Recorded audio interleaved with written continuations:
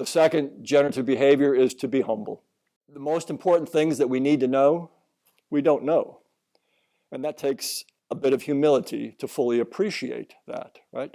There can be an intellectual arrogance that often exists, that we think we know, and so we stop thinking about it, we stop asking the appropriate questions. So to approach a challenge, to approach an opportunity with this appreciation that you know very little, and what you do know is mostly useful in helping you shape the questions about what it is that you need to learn about what's happening here, is a practical reason why you want to be humble.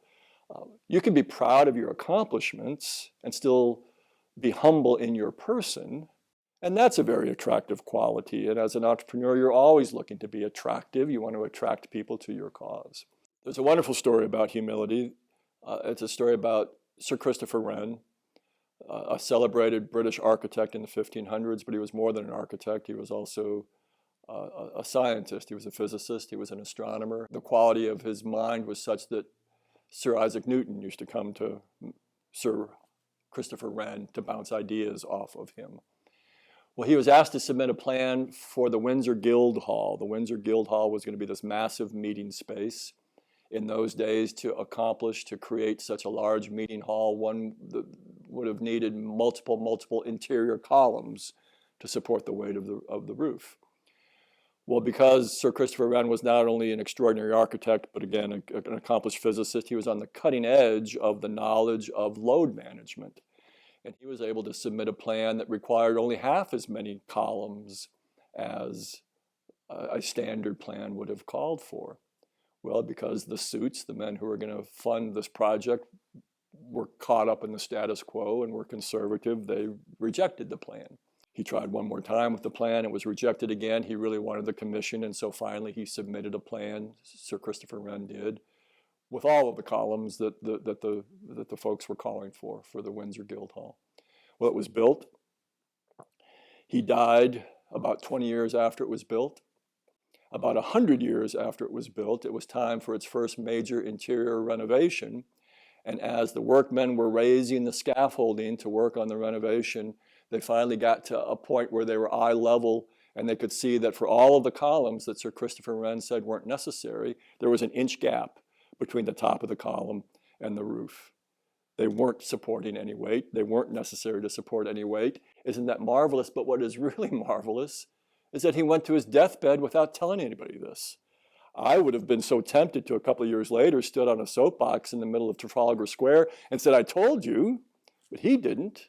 Right? He learned what there was to learn so that he could apply it in subsequent work, and was quite happy to know that he had accomplished it. So there's a wonderful humility to that I think informs creative and entrepreneurial effort.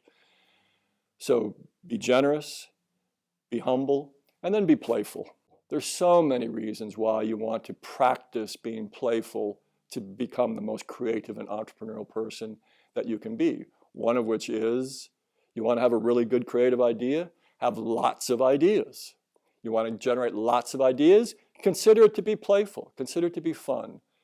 You don't want to stop doing something that's playful, so you keep on in your development of creative ideas. Another reason is that we're always looking for multiple creative perspectives. I try to discipline myself these days to never say creative perspective. I always want to make it plural to remind myself that I'm looking for many creative perspectives. Well, a playful perspective is going to be a unique perspective often in any given situation. And of course, it just generally cultivates a lightness that promotes fresh creative thinking. So being playful is an important behavior. And it's one, quite frankly, that the millennial generation has kind of gotten lost in. The research shows that millennials don't play very much and didn't play very much when they were growing up.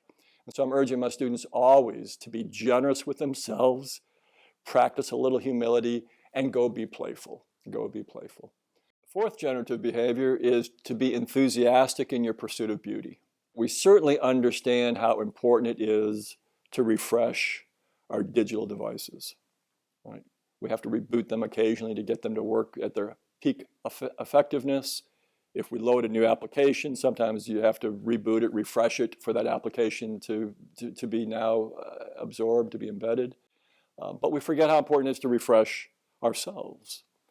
And my contention is that regardless of what you think of as beauty, whatever is your picture of that which is most beautiful for you, if you just take a moment and pause and just be in the presence of that which is beautiful, just behold it, not study it, just let it be with you, that is such a wonderful, refreshing experience, but it also has an immediate practical benefit because that which is beautiful is the patterns of harmony, of color, of texture.